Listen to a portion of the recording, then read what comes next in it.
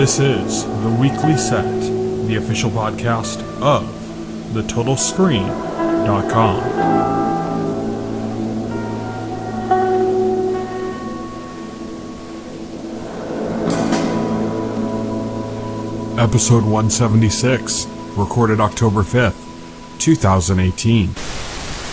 Hello, everybody, and welcome to The Weekly Set, the official podcast of TheTotalScreen.com. I am your host. My name is Tyson, and joining me today, as always, is my partner in crime here at The Total Screen, William Rohrig. Hello. And we have a special guest today, Mike D. Hey, does an iron fist need moisturizer? Yes, lots of moisturizer. So dragon scale is just a term for dry skin.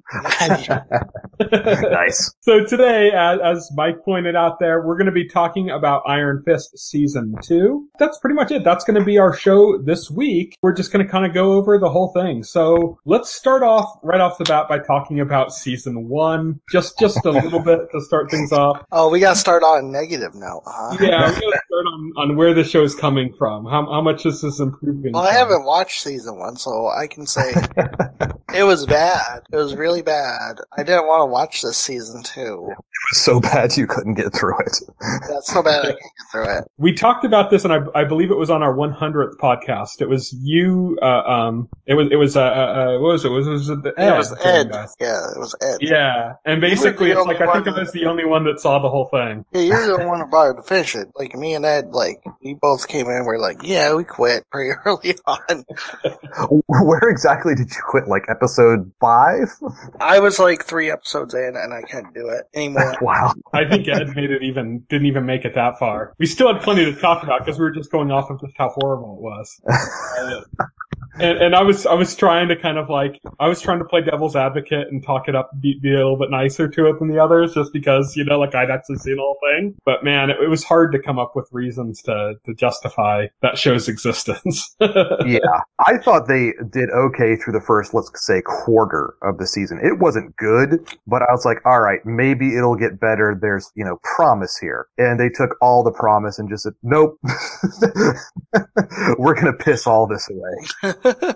Then they took that character and brought him in with all the rest of the characters for Defenders, which also wasn't that great. Maybe the second worst of the Marvel Netflix shows. Yeah, surprisingly. Yeah. Again, I think it's because of hand stuff. I think everybody can universally agree, like, the hand stuff is just not interesting. Yeah, it was pretty boring. It just it's also the worst part of Daredevil Season 2. But Daredevil Season... It worked a little bit in Season 1 because it was so vague and in the background. Yeah, once it came to the foreground, though, it was bad.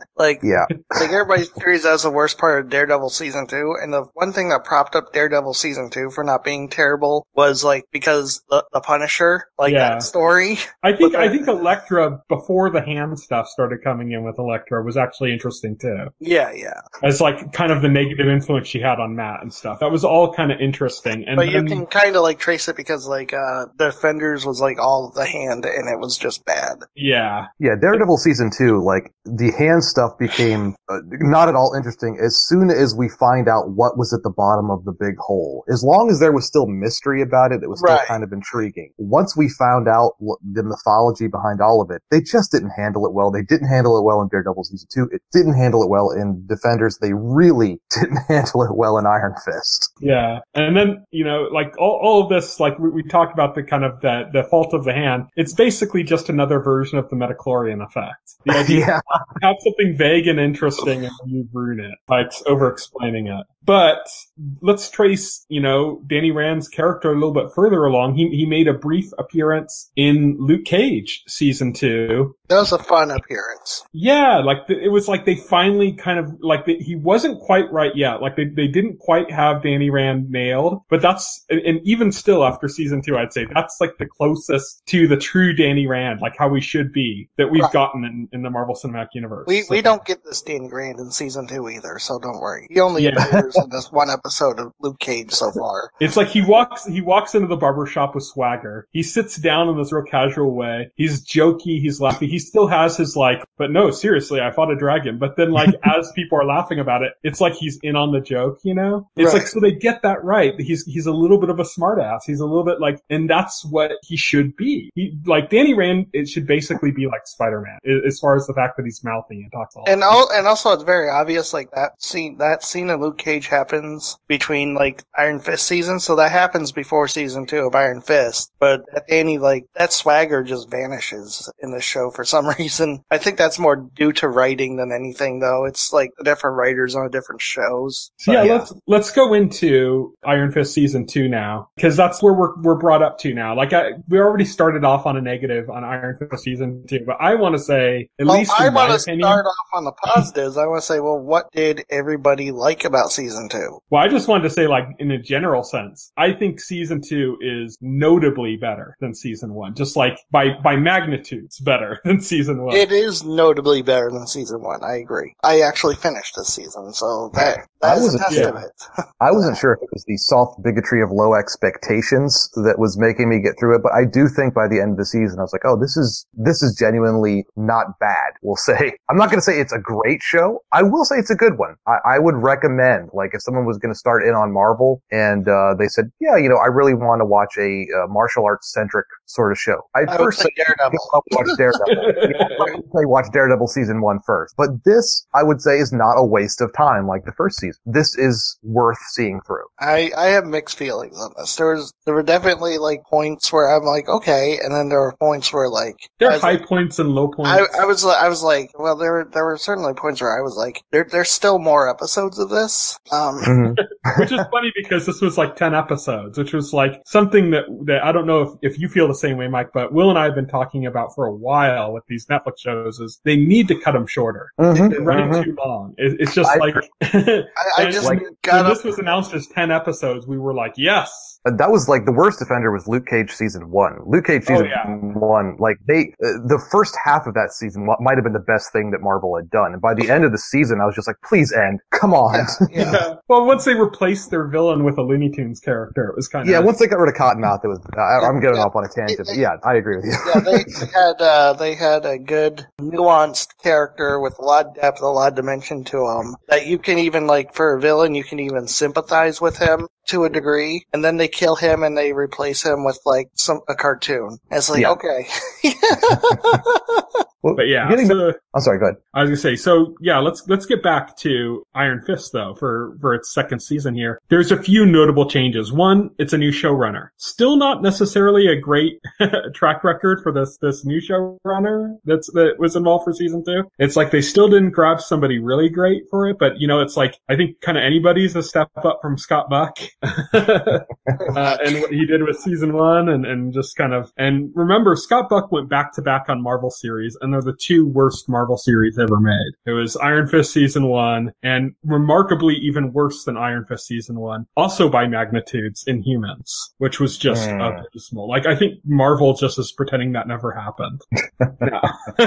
It's just bad. Like, everybody involved in that is pretending it never happened, basically. That was just really, really bad. But I don't know why Marvel, like, doubled down on him. Why they were like, man, this guy's got vision. We gotta get this guy going. And it's like, whoa, what are you doing? You showed such great choices when, they did Daredevil season 1 and they're like, oh, who are we going to bring in? Oh, let's bring in Stephen S. Tonight. Brilliant. Yeah. That is a perfect showrunner for something like this. He's hot off of doing Spartacus, which was like, as Will and I have always discussed it, I like to use the term to describe Spartacus better than it had any right being. Like, that show should not have been as good as it was, and it was so good. And so, like, they were making these great choices for like showrunners and stuff. Like, that was, of course, the best one there is season 1 of Daredevil. But, for even like Punisher, it's a writer from Hannibal, that ended up being the showrunner. It's like, okay, that's pedigree right there, It's like, you want a dark superhero show? Yeah, get somebody from Hannibal. That's perfect. Right, exactly. But so it's still not a great showrunner for season 2, but it's, like I said, anything's a step up from Scott Buck. The other major improvement, new stunt choreographer. And the guy they hired. Well, you can tell from the fight. Well, the guy they hired is the guy that did the stunt choreography for Black Panther. So they reached into something that's been a phenomenal success for them and said, hey, let's get this guy to repair this. Yeah. And honestly, the choreography of the series, I didn't think was, if someone was saying, I want to compare it to the great, kung fu films or something, I'd say, no, it's not up to that snuff. No. But it was believable. It was, you watched it and you're like, oh, this took skill. There's real artistry in what they're doing. They're getting these camera angles right. They're getting all the choreography correct. It looks, like it works. It looks like an interlocking dance, and that's the way it's supposed to look. Davos looked about 12 feet tall. Yeah. He was intimidating. Yeah, they actually made Davos look like somebody you would fear. Yeah. They made him kind of scary, even in the early where he's just kind of showing up and quickly dispatching of certain people. It's like, yeah, it was believable. Yeah, it was believable. Not being believable wasn't the problem with Davos, but we'll get to that. But I want to hear, what the positive way everybody liked about the season. Positive? Well, one, it wasn't season 1. It has that going for it. There's no wasting of David Wenham in this season. Right. Which is nice. There's no hand in this season from Colleen. Yeah. Colleen is a bright spot in this season. She gets a lot of area to shine. I've read this is going to be recorded and released long enough after where a lot of people are going to be talking about the strength of the season is that it didn't focus too much on Danny Rand. Which is good because Danny Rand is actually as interesting as a wet paper towel. But I would agree. And I would go back to what we were talking about with Luke Cage season 2, in that Finn Jones's range doesn't. In season 1, they wanted him to be just a very angry, angsty sort of person, and that's not his range. And that's not like bagging on Finn Jones. Like George Clooney can't be Daniel Day-Lewis. That's not his range. Finn Jones doesn't do the angsty anger part. Well, Danny Rand shouldn't be angsty anyways. Yeah, he should be like a mixture. Like I forgot what you guys were saying earlier. I already forgot, but he's closest probably to Spider-Man as far as characters, his personality. Between Spider-Man and Tony Stark. He should have like a swagger to him.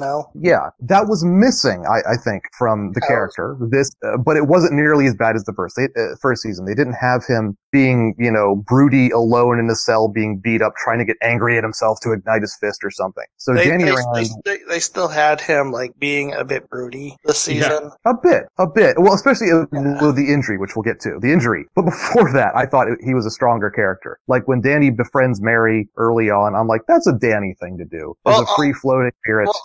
That's a lot of this season with Danny's character arc kind of centers on Danny. It feels lost and he doesn't have a sense of purpose, and he's fighting crime. He says because Matt Murdock asked him to protect the city, but he's only doing something Matt Murdock told him, asked him to do. He's not doing it for himself or out of any sense of purpose. And so that is where we find Danny at this season, is that he's lost. Honestly, I thought that very end of the season, just before the epilogue and into the epilogue, is the best thing that could have ever happened to Danny. Right. Absolutely, yeah. It was like, finally. I didn't like the reasoning for why he did what he did, but the fact that he's on a journey now is that's what he should have been doing. That's what this whole season should have been, really. I think the Danny Rand that we get in the epilogue is probably the best version of Danny Rand we got yet. Yeah, I would agree with that. But getting back to the things that we enjoyed about it, one of the things you just talked about was the sort of lack of journey, and that Danny was just doing this because Matt told him to or whatever, and that's true. But there is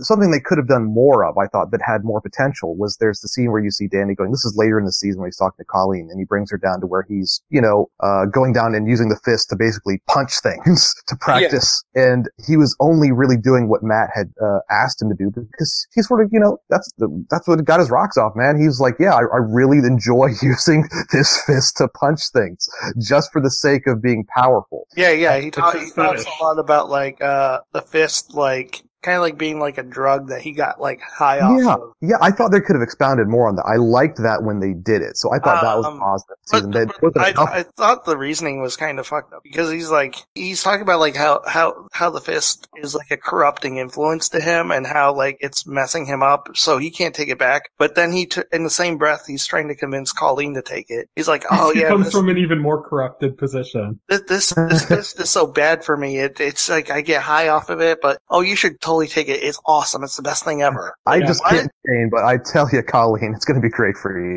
It's going to be great for you. I know you struggled with way more anger issues than I ever did, and you were part of the Hand, and you struggled with that. But, you know, you're not going to have any problems like Davos or I did. Yeah. There's a straining of credulity there, I concede. But he does, I mean, maybe there's a little bit of blinding there in Danny's character, but he looks at Colleen and sees a better person than him. Right. Someone that's been through more than him, someone that's more trustworthy than him. So I think that it doesn't work, but it's a 51-49 to not work for that one. Colleen could have been played a little bit better. We all know that he should have given the Iron Fist to Foggy. Yeah. God. Iron Foggy is a show I would watch. Iron Foggy, yes. He goes from being a lawyer to a judge. He has the iron gavel. Yeah. Iron gavel. He hits the desk, it just shatters. Marvel, if you are listening to this needs to be a show that we're all seeing on. Yes, but, I want to see this. But that's a good point. Good cameos this season as well. I liked Foggy in there. Wait. Foggy was back in Luke Cage. I'm sorry. I was going to say, I don't remember Foggy being in it. Yeah, he was in Luke Cage. I was playing catch up. Sorry. That was me playing catch up. I saw him in Luke Cage and I enjoyed that. I was like, wait a minute. I remember seeing Foggy with severed heads. There were no severed heads this season. So this one, I think we didn't actually have that many cameos. We had Misty. We had Misty. Turk, of course, who shows up in everything. Yeah. Turk shows up. Misty is a very good pairing. Misty and Colleen together is a good show I'd like to watch. Yeah, they had like great chemistry. Like it just didn't give. I think they've always done Misty wrong. Like not that like I think the actress was good, and I think her chemistry with a lot of the characters is good. It's just they make her like such a Rita, and that's a term that comes from Dexter. I don't know what. You could use the term Skylar if you're referring to Breaking Bad, in the sense that she just kind of gets in the character's way and like kind of expounds morals at them, and then she just ends up becoming like a nuisance almost, like to the audience. It's like, no, we just want to see something happen. Get out of the way, Misty. Like, we want to see something happen, and I think they've done that now with both Luke Cage season 2, not so much season 1, but season 2, and also with Iron Fist season 2, is they've made Misty too much of a Rita. Did you get the joke at the end where Misty was like, Nightwing has a good ring to it, huh? Yeah. Yeah. I did like I thought the strongest thing with Misty this season was the car ride with Colleen, where they're just talking back and forth about snack food. Right, yes. Yes. I could watch that banter for another couple of episodes myself. The best thing about this season was Colleen and Misty's like relationship, because well, that's the thing, is they got Misty's character right. Yeah. They got Misty's chemistry with the other actors right. They got the actress right. What they don't have right is what she's doing in the show. Right. Like they never give her something that interesting to do. No. I really just want them to drop the original shows and start doing like crossover kind of shows. Like I want the next big Marvel season show. Obviously, Daredevil's the next one, but after that, instead of being like, Captain America Winter Soldier, I want it to be like Thor Ragnarok. I want, like, instead of Luke Cage and Iron Fist, let's have Heroes for Hire. You want to do one that's more female centric besides Jessica Jones? Daughters of the Dragon. You have Misty Knight and Colleen. That's Daughters of the Dragon, Yeah, Daughters of the Dragon, yeah. You got to start mixing them, like instead, like you don't need to give them separate seasons now. They've met. Like we don't even need another Defender season. These characters have met. Just start crossing them over into each other. Yeah, exactly. They could do that. Yeah. Instead of Danny Rand having one appearance in Luke Cage, just make a whole season that's just Danny Rand and Luke Cage. That was actually, I thought, a weak point in Luke Cage season 2, where it ends up and it's just, they end up in a Rand building. And I'm like, call Danny. He can help you. Yeah, exactly. There's no reason for Danny to, not have help against Davos from Luke in this season. I guess you could say him and Davos are brothers. It's a family. It is because Luke Cage is kind of like on the other side of the law now.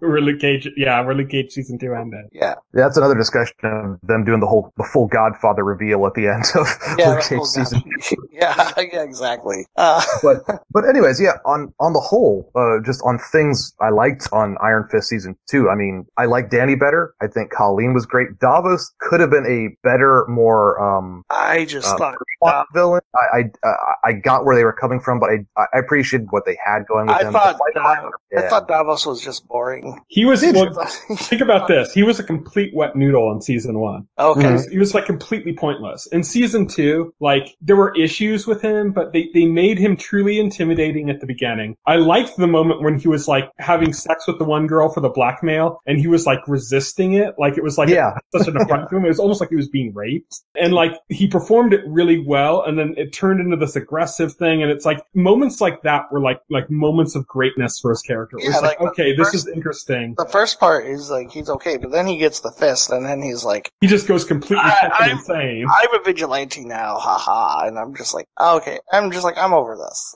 Yeah, I get the whole thing of him being a true believer and going out and fencing justice hard like Frank Castle might do it. Right. But yeah, that he, he's in an alley and there's just a misunderstanding with a guy and he punches his head off. That's...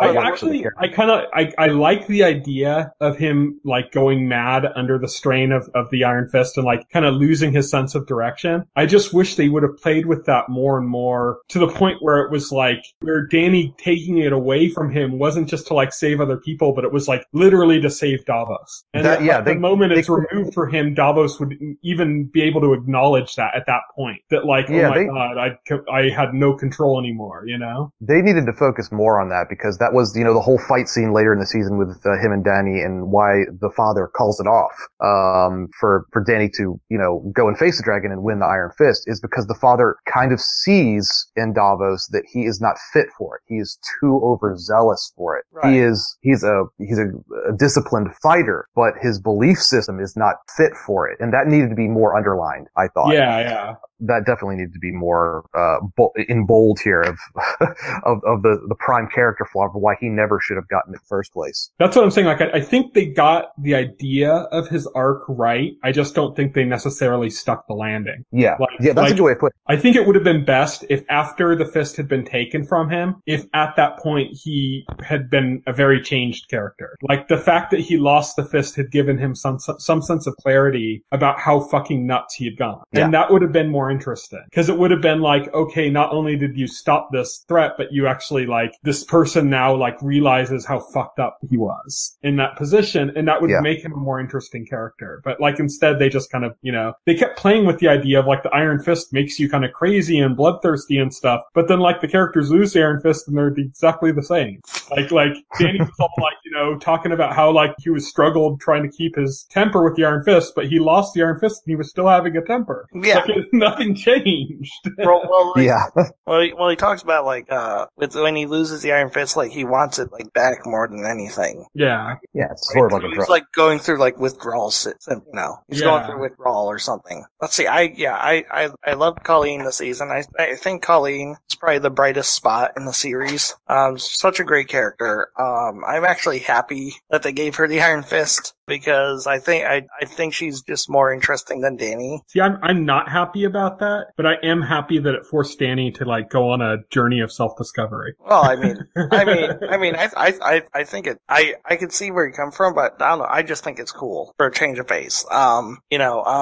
So I wasn't happy with how they did it, like how they rushed it. Like I said, like it was kind of like hackneyed. But who cares? We're there now, and that is an interesting direction that we can explore for next season. Also, with the end of the stinger there, with what happened to Danny, like, well, what I wouldn't have been happy about is like if they were replacing Danny outright with Colleen, which it looked like they were having because they gave you Iron Fist and Danny decides to go on this trip, and I'm like, oh, so he's leaving the show, right? And it's gonna be about Colleen now. But no, they didn't do that. So because like the Instinger now, like Danny has these magic guns that are imbued with the power of the Iron Fist, apparently. They also they brought out a name that's important to the comics, which is Randall. It's Orson Randall. And he was an Iron Fist in the comics, and he was specialized in he was also the owner of said guns. Yeah. Yes. He focused on channeling his chi through his guns and through his bullets. That's kind of what he was known for. And he also was like a big like mentor for Danny. He had kind of like left Kunlun, like kind of seeing some issues with Kunlun not being as perfect as it's cracked up to be. And he took off and took it like all the information about the Iron Fist like history and stuff with him. And so the idea is like in the comics, Danny kind of learns, even though he was in Kunlun and all this stuff, he learns like the real truth about what it means to be an Iron Fist and stuff from Orson Rent. Mm-hmm. So if that's where they're going, then that's a far more interesting direction for his character, for Danny's character than we've seen before. I also want to note that they finally gave Ward something that wasn't just pissy melodrama by tagging along with Danny, by just going on this thing, by being away from the business and stuff. It's like now you kind of have like a little bit of bromance on the road between the two. Because while I liked Ward's character better this season, I like the actor. His side story was just boring. It's too broody and dark and and not in a good way, and also just not interesting. and a lot of people, complain about the actor and so it's like he's been in other stuff. Watch some of that and then say he's a bad actor. Watch Banshee and say he's a bad actor. He's been in stuff where he's been very interesting, very good. And this is just not there. It's just not been made well for him. They haven't given him much to chew on, much to really work with. And just the kind of scene at the end with him in the bar, like talking smack to the one guy and like, then going off to leave Danny to take care of business or something. That was like, okay, this is finally, they're giving him something to chew on a little bit. They're giving him where he's not just a downer all the time. But the worst thing, the absolute worst part of the season was Joy Meacham. She was terrible. Just super vindictive throughout the whole season, to an unreasonable extent. To an unreasonable degree. Exactly. To an unreasonable extent. It's like even when she saw some semblance of reason, she was still fucking smug about it. Yeah. She was just not likable at all. Not sympathetic. You can't, even like when she tried to explain her side, you can't be sympathetic to her side. Which is a shame because they paired her off, like at first it seemed like they were really pairing her off with Davos, but that was kind of temporary, and the bigger thing was with Mary Walker. I'm sorry, Mike, were you saying something? Oh no, I was just gonna say, I was gonna mention that earlier, like the Meachams were totally wasted this season. Ward, there's a sort of pathos to watching a guy who's pathetic and going to his addict meetings and he can't commit to anything and he gets in trouble. But yeah, where he ends up is so much better, so much more interesting. Joy was not interesting at all, which was unfortunate, because, there's talent there. There's a lot to work with. They just didn't execute it. Yeah. She is vindictive, like you said, to an unreasonable degree. Oh, I'm mad at Ward. Okay, what can I do? I'll take the Iron Fist from Danny. What? How is that even a plot? That doesn't make any sense at all. Totally wasted. But you were getting into the point I really wanted to talk about, because when the season started and we were introduced to Mary, I thought, oh god, it's going to be season 1 all over again. This is going to be terrible. She's not introduced well. This is just, it's tone deaf. It doesn't seem right. But as the season wears on, Mary became my favorite character. Yes. Mary was. I love me some DID in my television shows. Oh yeah, we can. We know that. Yeah, Mary was actually it was pretty well done too.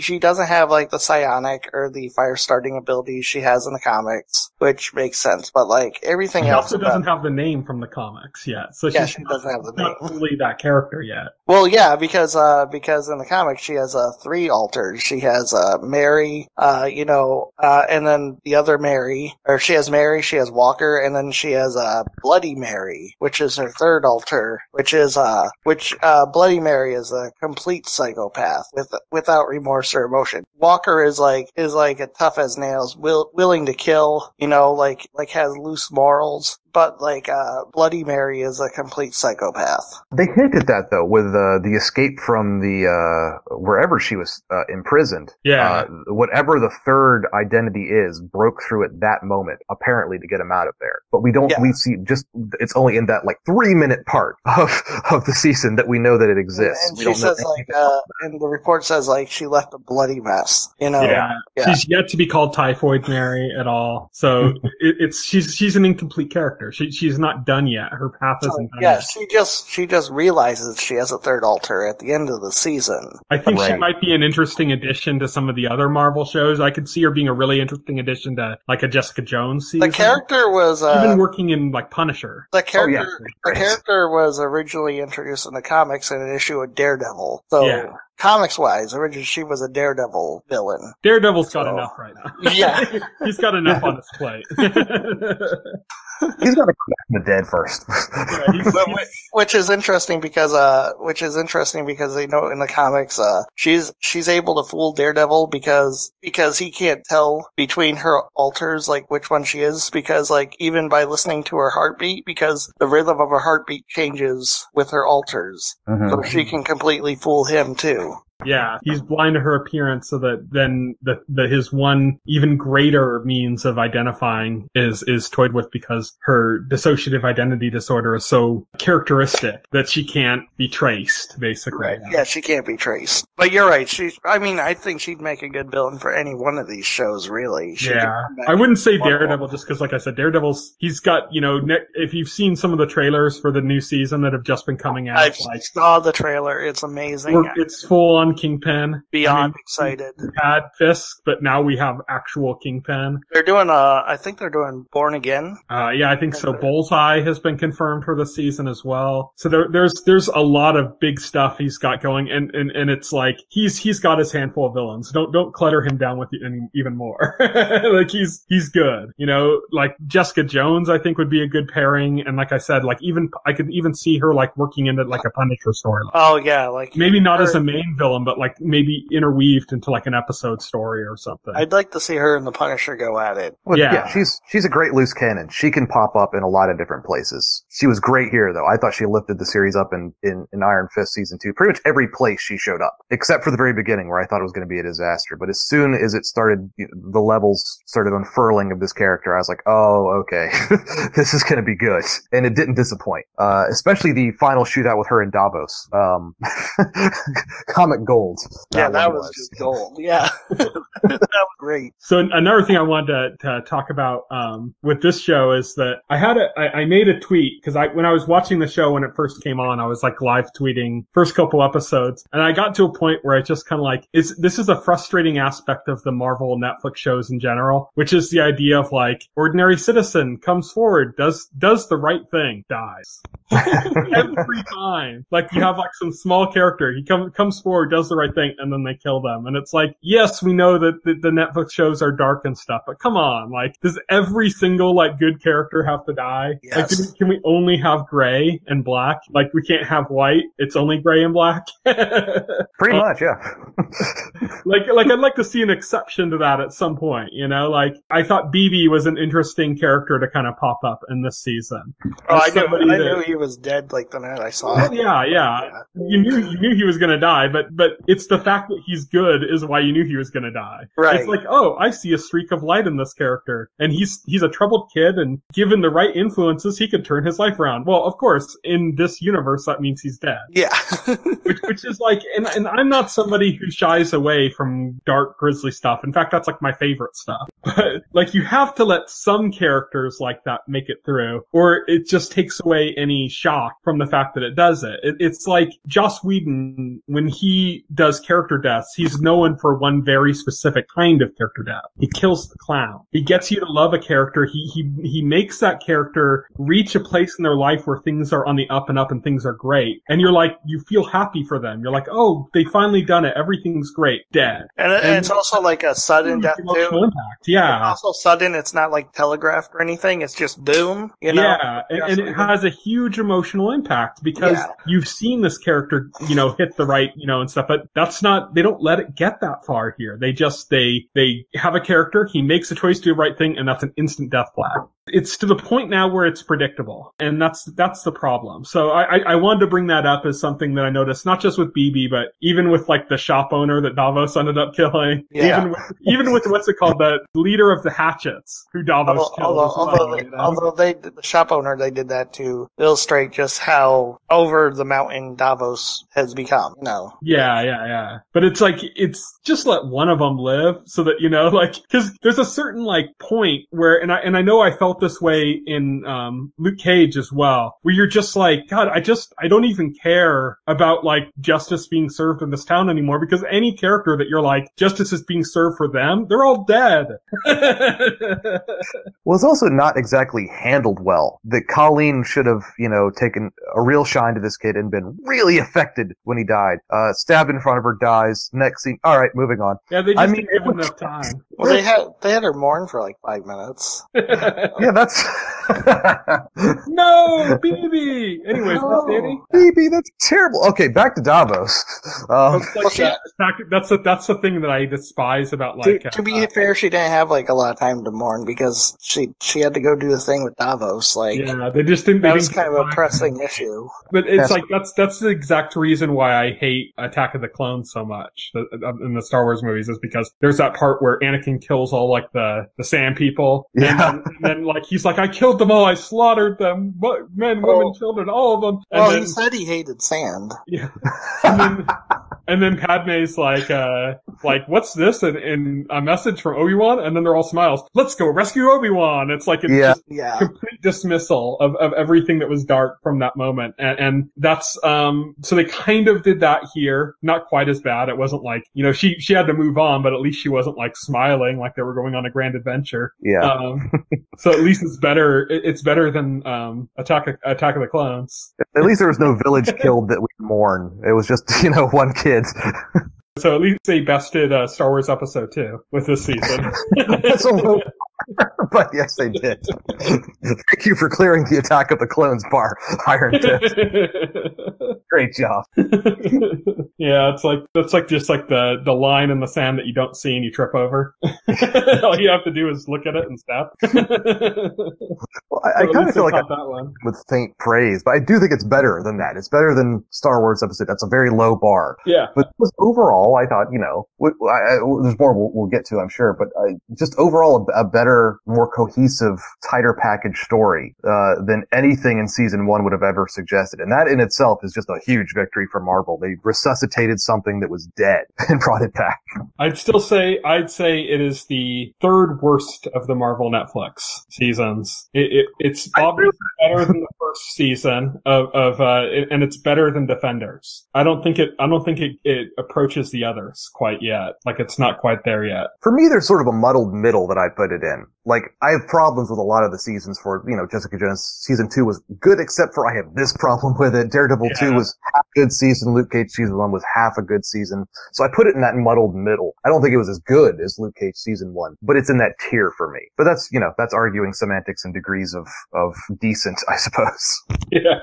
And everyone's gonna, have different things that click with them and don't, when you get into that kind of minutia. Yeah. I'm just saying, like, I think it's still in the lower tier of the shows from that thing, but it stepped beyond it's, cause let's face it, Defenders was basically Iron Fist season 2, and Iron Fist season 2 is really kind of Iron Fist season 3 in a way, It was really Danny's story in Defenders, even though they bring in all the different characters, and even though the Hand debuted in Daredevil, it was clearly, this was the Iron Fist hand, not the Daredevil hand, that was kind of like the dominant in Defenders. And so in that sense, you could say that with each season of Iron Fist, counting Daredevil, or not Daredevil, counting Defenders as basically like a in spirit season of it has improved, you could say, so, and where, as we've mentioned, where it leaves off with the epilogue on this season has me like way more excited about like a new season of Iron Fist, like more so than I am for like a Luke Cage season 3, like I'm not that excited, like the way Luke Cage season 3 ended off, I'm just not that excited about where it's going.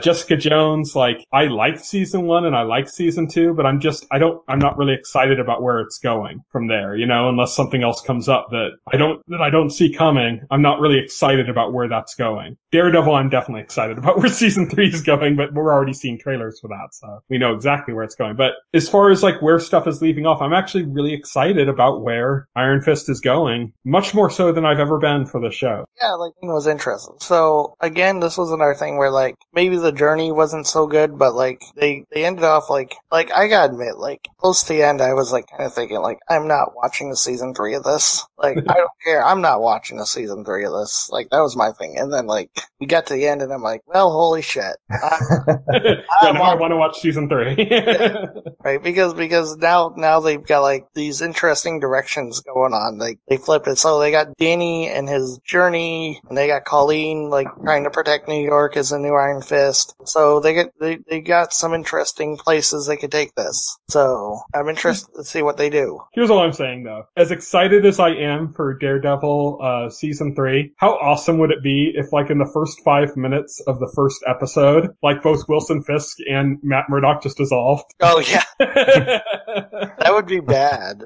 Okay. That was just it. Like the thing just ended. All the rest of the episodes were just fake. Matt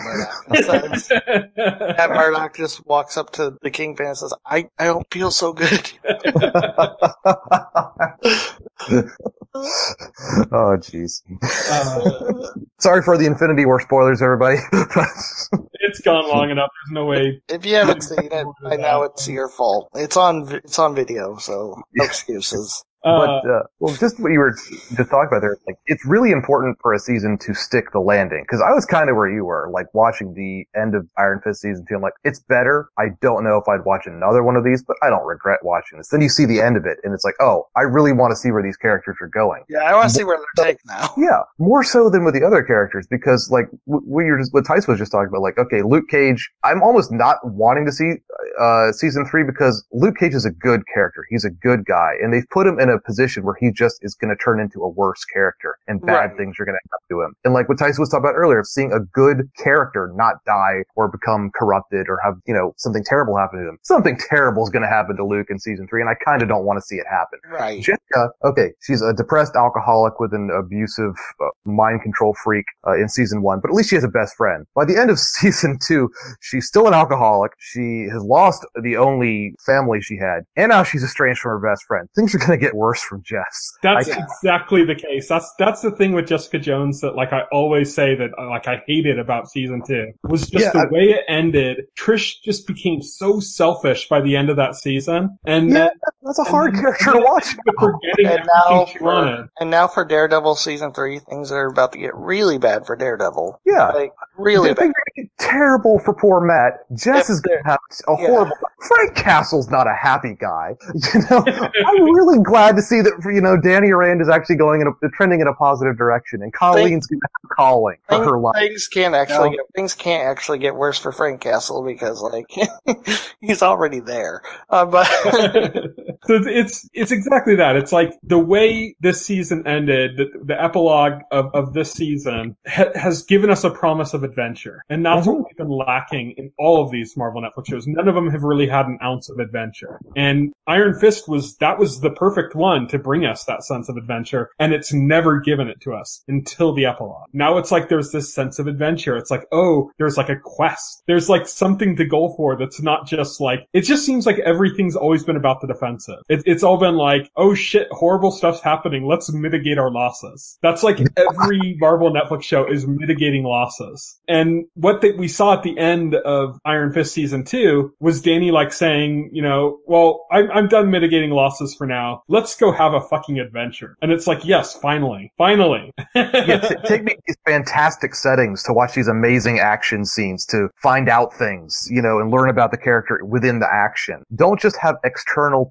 terrible shit happen to everybody always. Yeah. And that's the promise for Iron Fist season 3. Marvel will probably do all the external terrible shit anyways. Yeah.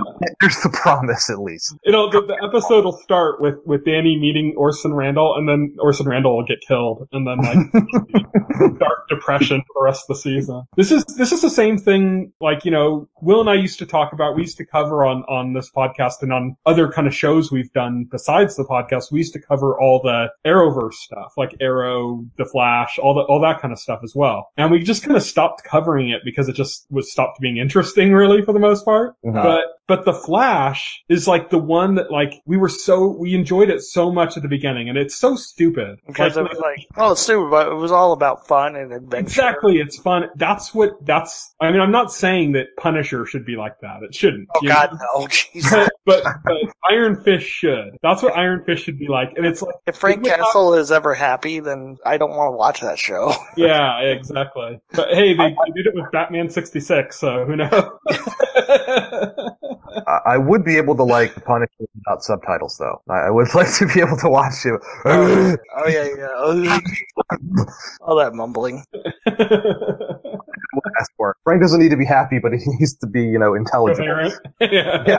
But it's like, the thing is, like, there were a few seasons of The Flash where they tried to take Barry in this brooding direction. And it's like, what the fuck are you doing? Like, nobody's watching The Flash to see Barry brood. This is boring. It's like, this isn't what anybody wants to see. It's like, you already basically turned Arrow into Batman. They did that with, like, the first season of Arrow. They turned him into Batman. They made him the dark brooding character. It's like, you already have your dark brooding character. The Flash is your fun character. It's like, you have to keep that up. When you make it brooding, it's like you've lost sight of it. And that's the problem with Iron Fist as a whole. Not this season so much, but just as a whole, is that they've completely missed the tone that the show should have. And like I said, the closest they've really gotten to that is, well, the closest two moments they've really gotten to it is one episode of Luke Cage in season 2 and 2-minute epilogue scene at the very end of the second season. That's the only times they've gotten what Iron Fist should be. They kind of got a little of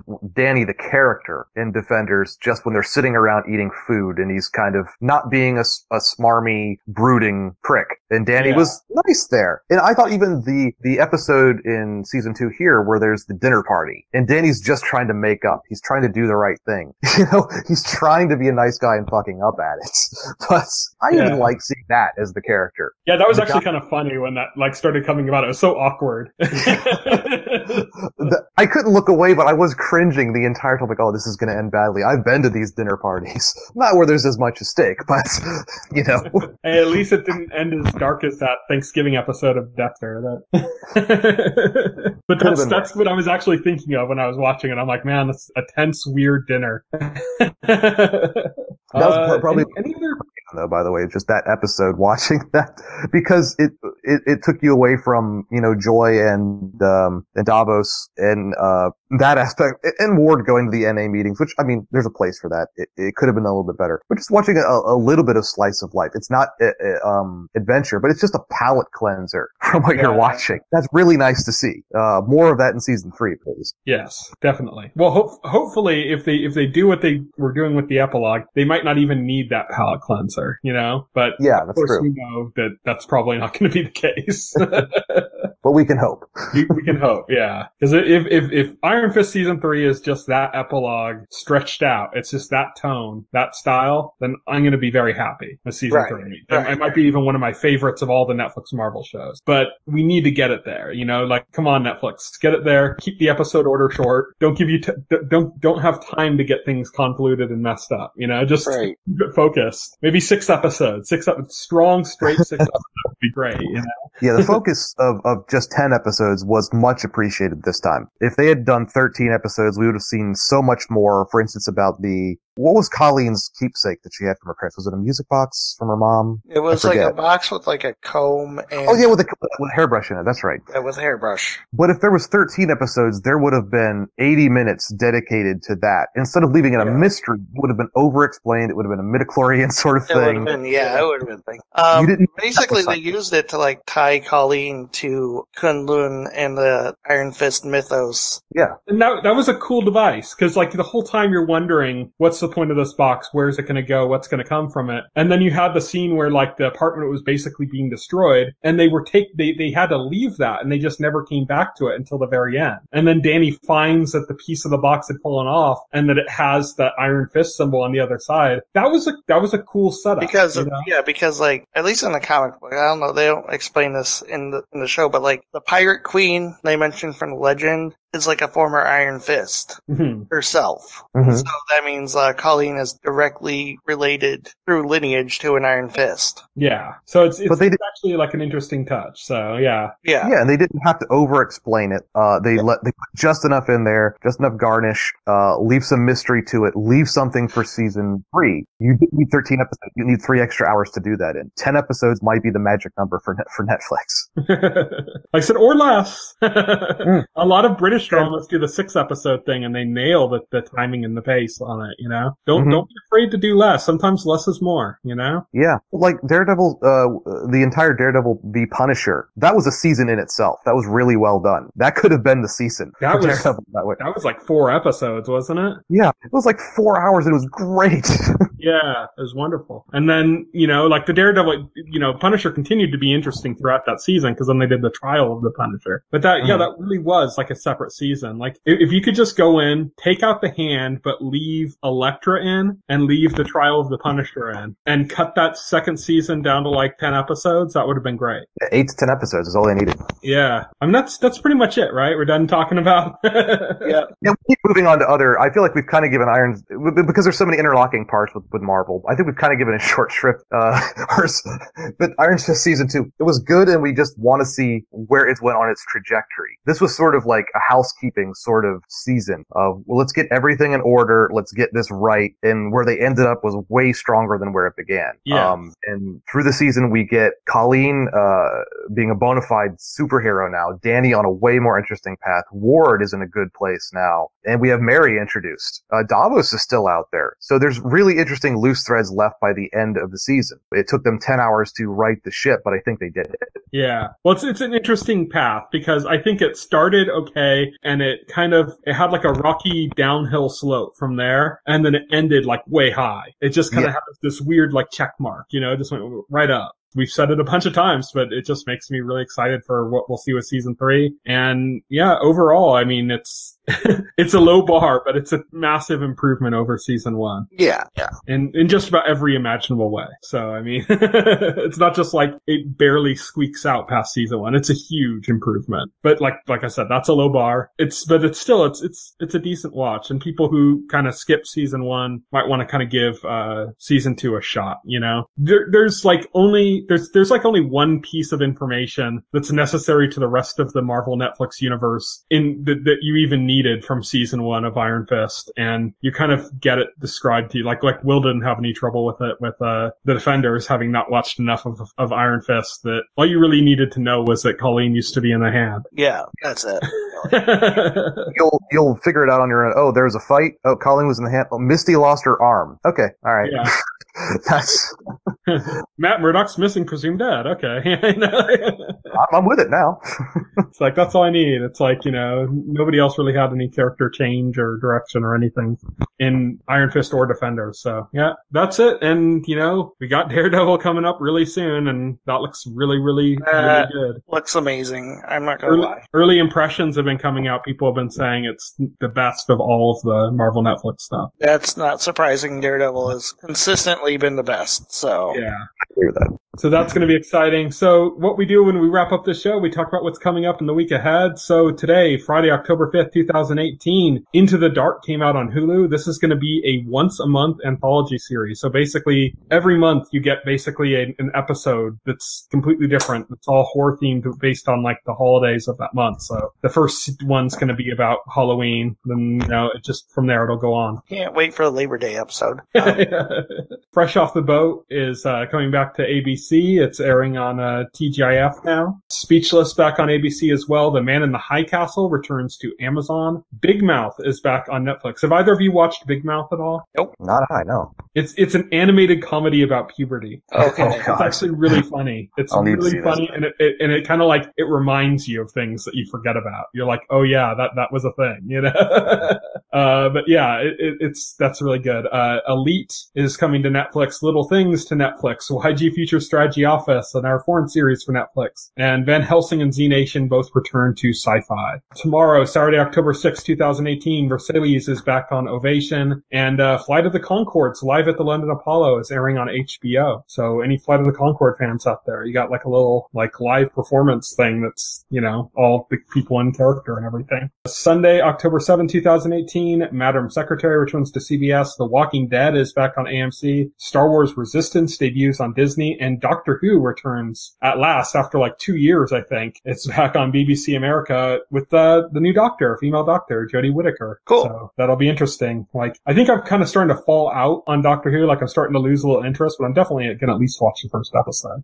Big Occasion, the first female Doctor. Tuesday, October 9th, 2018. This is going to be this week when all of the CW stuff comes back. So Black Lightning is back on the CW, as is The Flash. Wednesday, October 10th, 2018. All American debuts on the CW. Riverdale is back on the CW. Pact of Blood, it's a new foreign series coming to Netflix. Thursday, October 11th, 2018. Supernatural is back on the CW. Friday, October 12th. Blind Spot on NBC. Crazy Ex-Girlfriend on the CW. Dynasty on CW. Light as a Feather, which is another horror anthology series. I think this one's from Kevin Williamson, the creator of Scream. So Who's got two like horror shows coming up in this week. The Romanoffs debuts on Amazon. Either of you watch Mad Men at all? I've only seen like 2 episodes. I liked what I saw, but it's just never anything I really dug into. It's slow, so it's hard to get into. Like, it's really just like a kind of slow, methodical pace. But, this is Matthew Weiner's new show, The Romanoffs, and it's basically, I've heard it's an anthology series, and it's all about people who think that they're Romanovs. Romanovs being the royal family of Russia that were all like killed by the Bolsheviks, you know, during when Russia fell to communism. So it's about people who think that they're descendants of this royal family. It's all modern times. And The Haunting on Hill House comes to Netflix. Also a lot of great buzz on that. People are saying it might be Netflix's best show. So if you're looking for a good horror series, that might be the best one, new one. And the one that Will's most excited for, I'm sure, Titans, DC Universe. Have you got your subscription up and ready yet? No. That show is horrible, man. Like, literally, like, I just read, like, a quote. You know how, like, the trailer, like, Robin says, like, fuck Batman? I just read a quote from the actor playing Robin, like, explaining that in an interview. It makes it even worse. Oh, yeah, well, this is what he says. The reason Robin says fuck Batman is because Batman is a killer and Robin wants to get away from that. The idea is that he doesn't want to become a killer himself, and although these guys that fighting are bad and they deserve, they deserve what he's dishing out, it seems that he believes that when you kill someone, you've crossed the line and you become almost as bad as them. So it's pretty clear in the series that he was with Batman crossed the line and he was teaching me to do the same thing, and he's trying to break away from that. Like, wait, what? Batman's a killer? What the hell is this? Where's this coming from? It kind of looks the other way around because, like, the scene and also, he's talking about is pretty fucking brutal. He's murdering people in the trailers. They even, like, mentioned in, like, the review, there's a scene where Robin stabs somebody in the genitals with, like, shears. Like, so I don't understand, like... DC Universe is going for that shock value right off the bat. Yeah, so, like, he's still brutal, but he's like, oh, okay, I'll stab somebody in the genitals, but murder is where I draw the line. Mike, do you watch any of the DC stuff at all? I have not, no. I've been purely Marvel just because of Netflix. That's the only thing I watch anything on. There's nothing against DC. I've got my old Batman collection. I've got Batman 497 and 500 sitting somewhere in my parents' house. So. I mean, I watch CW. All the CW stuff is on Netflix, so, like, you can... I can catch up and binge. Yeah, you can totally binge that stuff. Yeah, I just watched the first 2 seasons of Arrow and then stopped. The second season's great. Like we'd mentioned how much we love Stephen S. DeKnight, who did, like, the first season of Daredevil, and before that had done Spartacus. Well, like, there's some kind of a love affair in the first couple seasons of Arrow with Spartacus actors, because there's tons of actors from Spartacus in, like, the first couple seasons of Arrow. Mostly Manu Bennett, who's amazing and is great in Arrow, and then the show just kind of goes off the deep end around season 3. So, yeah, watch the first 2 seasons. If you're gonna watch them, I think you'll enjoy the first 2 seasons, and then it kind of goes off. Then call it a day. Yeah. And The Flash can be fun, but it's incredibly stupid. Like, you'll see stuff in there that's just like, what? Like, the one we like to cite is that there's a character who literally freezes laser tripwire, like turns it into ice and breaks it. Like, that's, all right. That's not how physics works. I'm trying to follow this, but lost. But that's it. That's what's coming up in the next week. Next week, we're going to begin our discussion of The Good Place. We're talking about season 3. That's already been airing. There's already 2 episodes in. So we're going to be talking about the first 3 episodes of that season. And it's an amazing show. And we're looking forward to kind of jumping into, like, a weekly discussion again. So, I'll ask you again, like Mike, have you watched The Good Place at all? No, I have not. It's on Netflix, I believe. That is also on Netflix, by the way. If that's something I can catch up on, that's something that, I can watch and actually, participate in. So I can look that up. Yeah, look up The Good Place. I think you'll really dig it. The show's basically about ethics. And it's a comedy about ethics, and it's just brilliant. It's a show where Kristen Bell goes to heaven, and I won't say anything else. Because everything else will be spoiling. You got me. It's a fascinating show, though. And it's Ted Danson's in it, and he's amazing. He's kind of at peak Danson. Ted Danson. Yeah, he's like at the top of his game, and he's really good. But yeah, so that's it. You can reach me on Twitter. I'm at Tyson Gifford. You can reach Will. He's at Foxhole Hero. Do you have any social media addresses or anything you want to plug? No social media to plug, but there is a site getting off the ground. It's still on WordPress, sort of beta right now. GameWitness.wordpress.com. That is where you can find. Yep, that's where you can find some articles from me and also Alex, who it's really his site, and he is also on the podcast every now and again. Is this why the Discord was renamed Game Witness? Pretty much, yeah. Okay. We just looked for a name. It's like, oh, there's that one. Alex had taken the domain name like a couple of years ago. It's like, I'll keep this in my pocket. And we're like, all right, let's use that. So you're breaking off from Enthusiast too? It seems that way, yes. That'll be a discussion for after the podcast, but yeah, it seems so.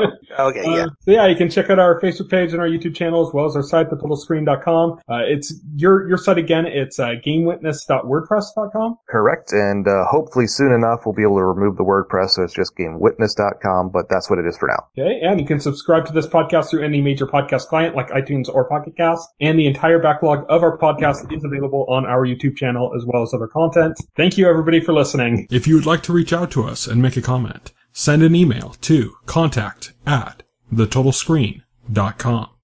Stay tuned to The Total Screen for the very best